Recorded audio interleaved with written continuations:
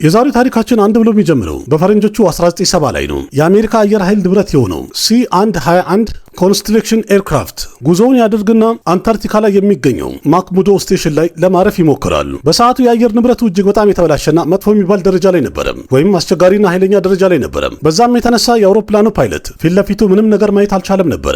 እንደዛም ሆኖ ግን ሙሉ ለሙሉ እርግጠኛ ነበረ። ምክንያቱም ኮክፒት ውስጥ የሚገኘው የአውሮፕላኑ ኮምፓስ የሬዲዮ ኦፕሬተሩ ወይም ኤቲሲ በነገረው ቀጥተኛ አቅጣጫ እየጠቆመው ስለነበረ ጉዞውን እያደረገ ያለው ወደ ማረፊያው እንደሆነ እርግጠኛ ነበረ። የተወሰነ ከሄደ በኋላ ራንዌውን ወይም ኤርፖርቱን ማየት አልቻለም። ግን ማክሙርዶ የተባለው ስቴሽን ላይ የተቀመጠው ሬዲዮ ኦፕሬተር ለፓይለቱ የነገረው በተሳሳተ አቅጣጫ ጉዞ እያደረጋችሁ ነው ያላችሁት፣ ስለዚህ ብትመለሱ ይሻላል አለው። የተወሰነ ከሞከረና ከጣረ በኋላ ፓይለቱ ከነጨራሹ ራንዌይ ወይም ኤርፖርቱ ሊታዩ አልቻለም። በድንገትም ነዳጅ ሊያልቅበት ስለነበረ ፓይለቱ ያገኘው ቦታ ላይ እንደምንም ተሟሙቶ አውሮፕላኑን ሊያሳርፈው ቻለም። እድለኛ ስለነበሩ በዚህ አደጋ የሰው ሕይወት እንኳን አላለፈም። እንደዛም ሆኖ ግን አንድ ትልቅ ጥያቄ ተነስቷል። ፓይለቱ አውሮፕላኑን እያበረረ እያለ ኮምፓሱ ባሳየው መንገድና ሬዲዮ ኦፕሬተሩ ኤቲሲው በነገረው ቀጥተኛ አቅጣጫ ጉዞውን እያደረገ ከነበረ እንዴት ብሎና በምን ምክንያት በተሳሳተ አቅጣጫ ጉዞውን ሊያደርግ ቻለ? ከበኋላም ጉዳዩን ምርመራና ጥናት በተደረገበት ሰዓት ላይ የአውሮፕላኑ ኮምፓስም አልተበላሸም ነበረ። ኤቲሲው ወይም ሬዲዮ ኦፕሬተሩም የተሳሳተ አቅጣጫ ነግሮት አልነበረም። ዋና ምክንያት የነበረው ያ ሶስተኛው ኃይልና አቅም ነበረ። እሱም ደግሞ ማንም ሰው ይቆጣጠረዋል፣ ያዘዋል የማይባለው አቅም ነው። ግን በአስገራሚ ሁኔታ ኤቪዬሽን ላይ ያሉ ኤክስፐርቶች ይህንን ሶስተኛውን ኃይልና አቅም መታገል ተውና ከሱ ጋር አብረው እንዴት መኖር እንዳለባቸው በትክክል መማርና መልመድ ቻሉ። የዛ አቅምና ኃይል ደግሞ ትልቁ ምስጢር የተደበቀው እያንዳንዱ ኤርፖርት ላይ የሚገኙ ራንዌዎች ላይ የተጻፉት እነዚህ ትልልቅ ቁጥሮች መሆናቸውን ታውቃላችሁ? ዓለም ድንቅ ናት በሚለው ፕሮግራም በድጋሚ ተገናኝተናል። ውድ ቤተሰቦች ሳተላይት ላይ ያሉትን ኢሜጆች እኒህ ከተባለ ምሳሌ ዱባይ ኢንተርናሽናል ኤርፖርት ላይ ይሄኛው ራንዌይ ምሳሌ ኤርፖርቱ ላይ የሚገኘው ማለት ነው መንደርደሪያው 30 ኤል የሚል ጽሑፍ አለበት። እና ታዲያ ይሄ 30 ማለት ምን ማለት ነው? እንዲያውም የዱባይን ብቻ አይደለም በዓለማችን ላይ ያሉ ሁሉንም ኤርፖርቶች በትክክል ዙም አድርጋችሁ ማየት ከቻላችሁ የሁሉም ቁጥር በአስገራሚ ሁኔታ ከ1 እስከ 36 ብቻ ነው። እነዚህ ራንዌይ ላይ የሚጻፉት ቁጥሮች አንድ ቁጥር ብቻ አይደሉም። እንዲያውም ከነዚህ ቁጥሮች ጀርባ አንድ አስገራሚ የሆነና ትኩረት የሚስብ አስገራሚ ሎጂክ አለው። ያም ደግሞ ለእያንዳንዱ አውሮፕላን አብራሪ ወይም ደግሞ ለፓይለቶች በጣም ብዙ ነገር የሚነግራቸው ታሪክ አለው። አንድ አውሮፕላን ቴክኦፍ ሲያደርግ ወይም ላንድ ሲያደርግ ሲነሳና ሲያርፍ የአንድ ፓይለት ወይም አውሮፕላን አብራሪ በጣም ትልቅና ዋና የሚባለው ሚሽኑ ይህንን ስራ በጣም በጥንቃቄና ለስለስ ባለ መንገድ ስሙዝሊ መስራት ያለበት ስራ ነው። አንደኛው ለተሳፋሪዎችም ደህንነት በጣም ወሳኝ የሚባለው እንቅስቃሴ ነው። በዛ ላይ ደግሞ ለአውሮፕላኑም በጣም ወሳኝ ነው። ይህንን በጣም ምርጥ የተባለውን ስሙዝ የተባለ ላንዲንግም ሆነ ቴክኦፍ ፓይለቱ ማድረግ ስላለበት ደግሞ ሁል ጊዜ የሚያደርገው ወይም እንቅስቃሴው ንፋስ ከሚመጣበት ተቃራኒ አቅጣጫ ይዞ ነው የሚነሳው ወይም የሚያርፈው። ይህ በተቃራኒ አቅጣጫ የሚነፍሰው ወይም የሚጓዘው ንፋስ ደግሞ በቴክኒካል ቋንቋው ሄድ ዊንድ በመባል ይታወቃል። አንድ አውሮፕላን መሬቱን ለቆ ቴክኦፍ ማድረግ የሚችለው ወይም መነሳት የሚችለው በክንፉ ላይ ያሉ ኢንጂኖች በጣም አስፈላጊ የተባለውና ምርጥ የሚባለውን እነዚህ ንፋሶች መቅዘፍና ማግኘት ከቻሉ ብቻ ነው። ክንፉ ላይ ወይም ደግሞ ሞተሩ ላይ ደግሞ የሚያርፉት እነዚህ ለየት ያሉ የንፋስ አይነቶች በሁለት አይነት መንገድ ነው የሚፈጠሩት። አንደኛው በተፈጥሮ መንገድ የንፋሱ ፍጥነት በጣም ኃይለኛና የሚፈለገው ደረጃ ያህል ከሆነ፣ ሁለተኛው ደግሞ አውሮፕላኑን በሞተሮቹ ኃይል በተርባይኖቹ በሚቀስፈው አየር አውሮፕላኑን ወደፊት መግፋት ከቻለ ብቻ ነው። ምሳሌ ዓለማችን በጣም ትልቅ የሚባለው ተሳፋሪዎችን የሚያጓጉዘው ፕሌን ኤርባስ A380 የሚባለው አውሮፕላን ምሳሌ አንድ ጊዜ ከተነሳ በኋላ ከ240 እስከ 295 ኪሎ ሜትር በሰዓት ጉዞ ማድረግ ካልቻለም አፍንጫው ቀና ሊልና አውሮፕላኑ ወደ ላይ ሊነሳ ከነጭራሹ አይችልም።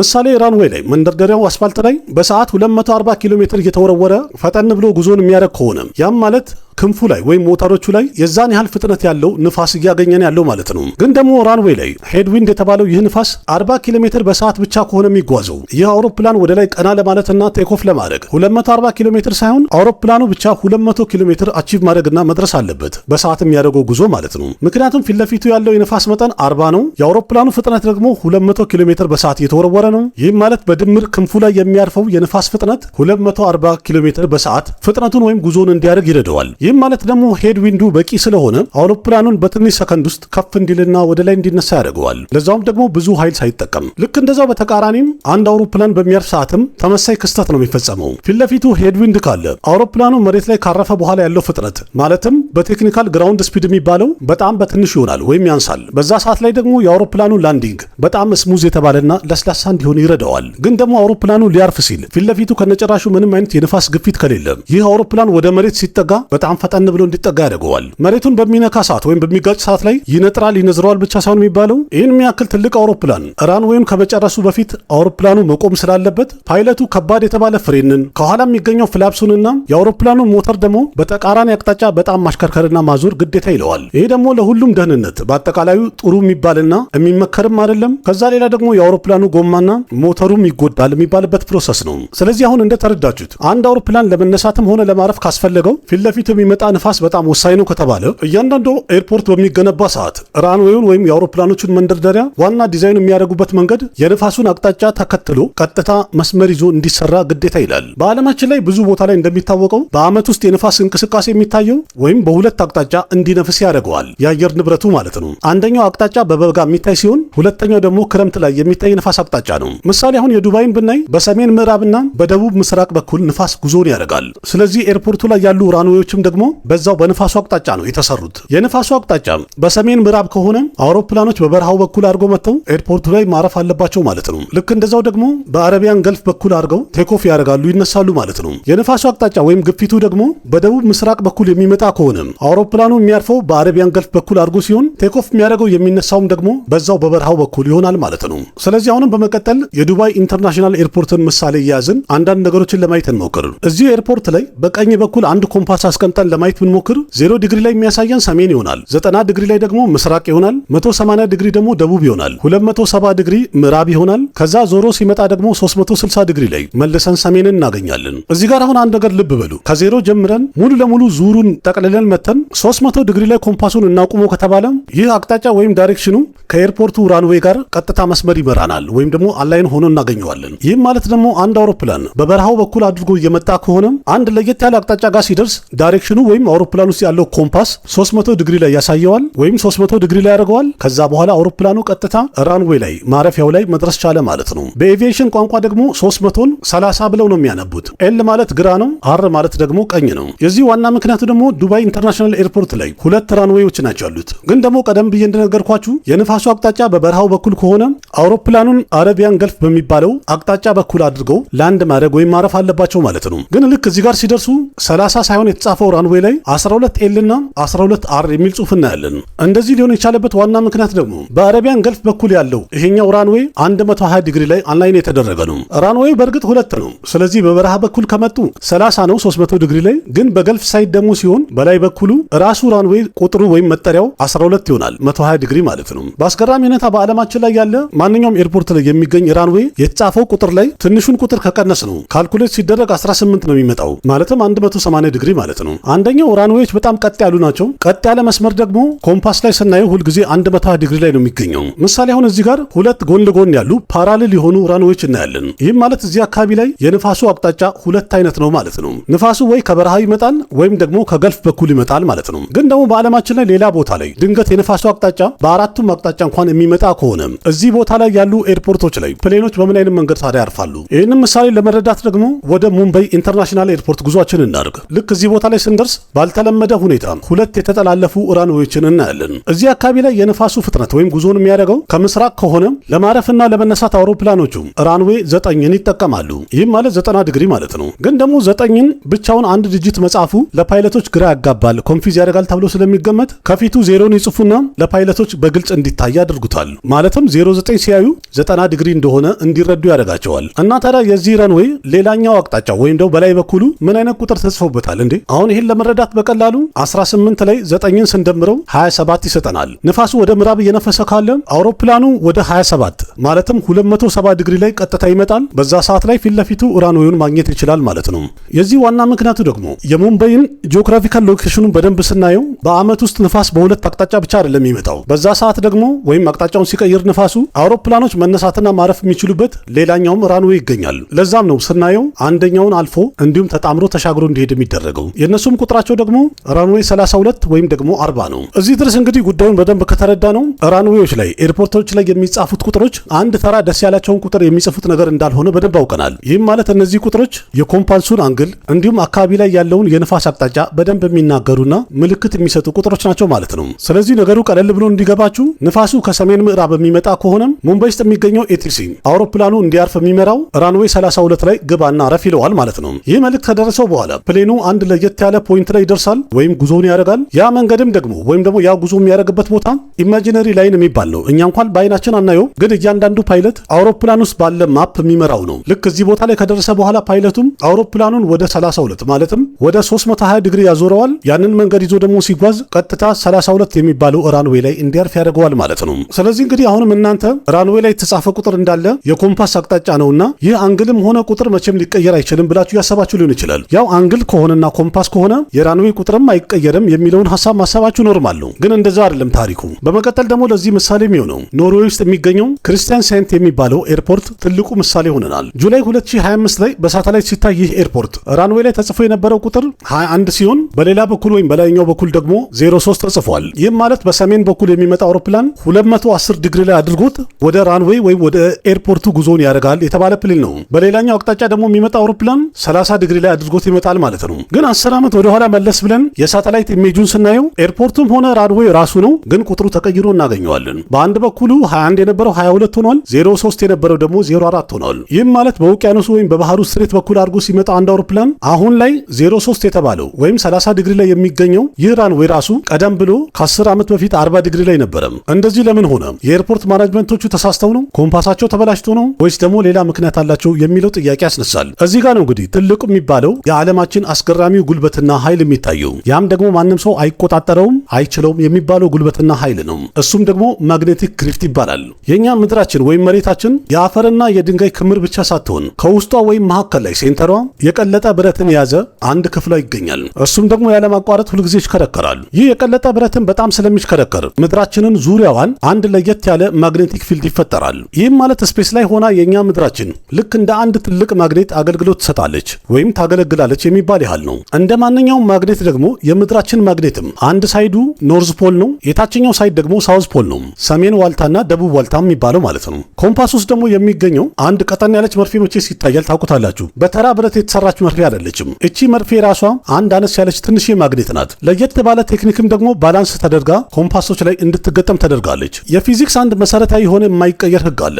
የማግኔት ተቃራኒ የሆኑ ጠርዞቹ እርስ በርስ ይሳሳባሉ። ኮምፓስ ላይ የምትገጠመዋ መርፌ ደግሞ የማግኔት ኖርዝ ፖል የሚባለው ወይም የሰሜን ክፍሉ ስለሆነች ሁል ጊዜ የምድራችን ስበት ስለሚስባት የዛኔ መርፌዋ ሁል ጊዜ ወደ ሰሜን ፊቷን ታዞራለች። እና ታዲያ ማግኔቱ ላይ ያለችው መርፌ የኮምፓሱ ሰሜን ፖል ከሆነች ወይም ኖርዝ ፖል ከሆነች እና ታዲያ የምድራችን ኖርዝ ፖል ወይም ደግሞ ሰሜናዊ ክፍል እንዴት ሊስባትና ፊቷን ወደዛ ልታዞር ትችላላችሁ ብላችሁ ያሰባችሁ ሊሆን ይችላል። ምክንያቱም ኖርዝና ኖርዝ ወይም ሰሜንና ሰሜን እርስ በርስ ይገፋፋል እንጂ አይሳሳብም። ይህ እንግዲህ የምድራችን ወይም የዓለማችን በጣም ለየት ያለ እውነታ ነው። በጣም ብዙ ሰዎችም አያውቁትም አይረዱትም የሚባለው አስገራሚ ፋክት ነው። በትክክለኛው ምድራችን ያው ሰሜን ፖል ይባላል አይደለም፣ አርክቲክ አካባቢ የሚገኘው። በትክክለኛው ግን የምድራችን ማግኔት ሳውዝ ፖል ነው ወይም ደቡባዊ ክፍል ነው። የምድራችን ደግሞ ደቡባዊ ክፍል ወይም ሳውዝ ፖሉ አንታርክቲካ የሚገኝበት አካባቢ የኛ የምድራችን ወይም የዓለማችን ኖርዝ ፖል ነው። ኖርዝ ፖል እንግዲህ ኖርዝ ፖል የተባለበት ዋና ምክንያት ወይም ሰሜናዊ ዋልታ የተባለበት ምክንያት የኮምፓሷ መርፌ አቅጣጫዋን ወደ ሰሜን ስለምታዞር ነው። ግን በትክክለኛው አሁን እንደተረዳችሁት ያ ቦታ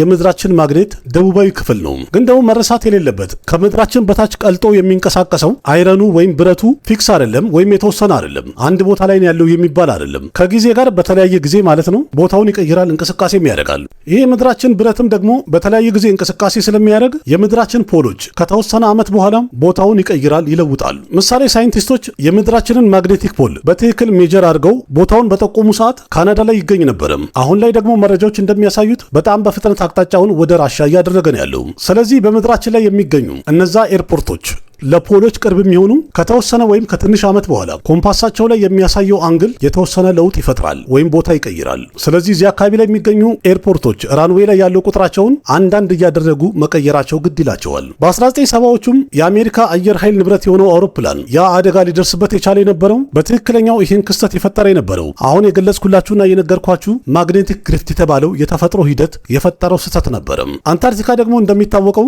ለፖል በጣም ቅርብ ሆኖ የሚገኝ ቦታ ነው። ስለዚህ ቦታውን በጣም በፍጥነት ይቀይራል፣ ያዞራል የሚባልበት አካባቢ ነው። ቦታውም ደግሞ ስለማይመች ለ6 ወር ያህልና ከዛ በላይ ምንም አይነት አውሮፕላን ስለማያርፍበት ዲግሪው ምን ያህል ተቀይሯል ዞሯል የሚለውን ማናቸው መገመትም ማወቅ እንዳይችሉ ያደርጋቸዋል። ካናዳዎችማ በዚህ ነገር በጣም ግራ ከመጋባታቸው የተነሳም ኤርፖርት ውስጥ የሚገኙ ሰራተኞች ከትንሽ ዓመት በኋላ ራንዌይ ላይ ያለው ቁጥራቸውን በመቀያየር በጣም ደክሟቸዋል።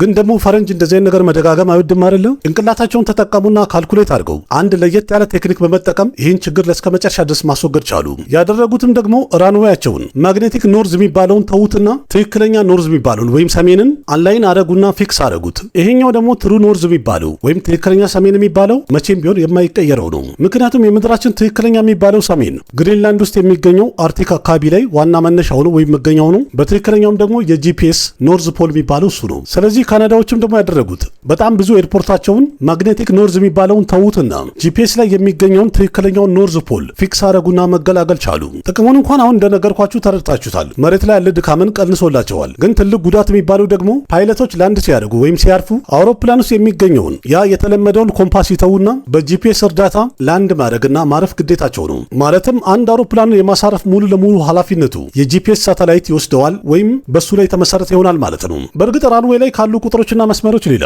እኛ ስናያቸው ግራ የሚያጋቡንና የማይገቡን የተለያዩ መስመሮችም ለፓይለቶች ብዙ ነገር ይነግራሉ። ምሳሌ ራንዌይ መነሻው ላይ ልክ እንደዚህ ዜብራ የሚመስል ወፋፍራም የሆኑ መስመሮች ይታያሉ። ልብ ብለን ካየነው እንዲያውም ልክ የፒያኖ ኪ ይመስላል። ፒያኖ የሚመስል ነገር አለው። በኤቪዬሽን ቋንቋ እነዚህ ማርኮች ወይም ምልክቶች ትሪሹልድ ማርኪንግ ይባላሉ። እነዚህ መስመሮች ማለት ለአንድ ፓይለት አውሮፕላን ላይ እንዳለ በመስኮቱ በኩል በርቀት ምልክት ይሰጡታል። የሚያርፍበት ራንዌይ ምን ያህል ስፋት እንዳለው በደንብ ያስረዱታል። 4 መስመር ካለበት ራንዌይ ወይም ማረፊያው 60 ጫማ ያህል ስፋት እንዳለው ይነግረዋል። 8 መስመር ካለበት ደግሞ 100 ጫማ ስፋት አለው ማለት ነው። በዓለማችን ላይ ያለ ደግሞ ትልቅ የሚባለው ራንዌይ በአጠቃላይ 16 መስመሮች አሉት። ይህም ማለት ደግሞ ያ ራንዌይ ሙሉ ለሙሉ 200 ጫማ ያህል ስፋት አለው ማለት ነው። ዱባይ ኢንተርናሽናል ኤርፖርት ላይ ደግሞ ያለውን ዙም አድርገን ስናየው 16 መስመር እንኳን አለው። ግን ከሱ በኋላ ከፊት ለፊቱ 6 መስመር ያላቸው ሁለት መስመሮች ተከፋፍለው ይገኛሉ። እነሱም ደግሞ በአቪዬሽን ቋንቋ ዲስታንስ ካልኩሌተር ይባላሉ። የመጀመሪያው 6 መስመር የሚነግረው ለፓይለቱ 500 ጫማ ያህል ራንዌውን አልፈህ ሄደሃል እያለው ነው። ሁለተኛው መስመር ደግሞ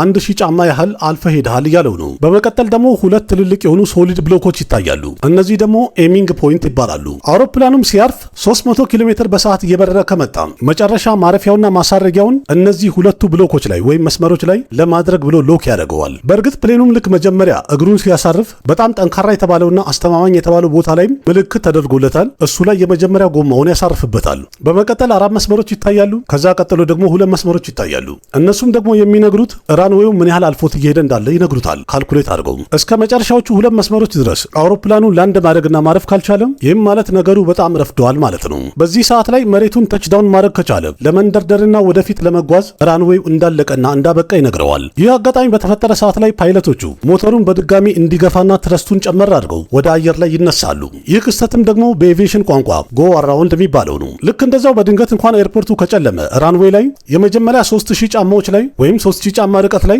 የተለያዩ መብራቶች አሉ።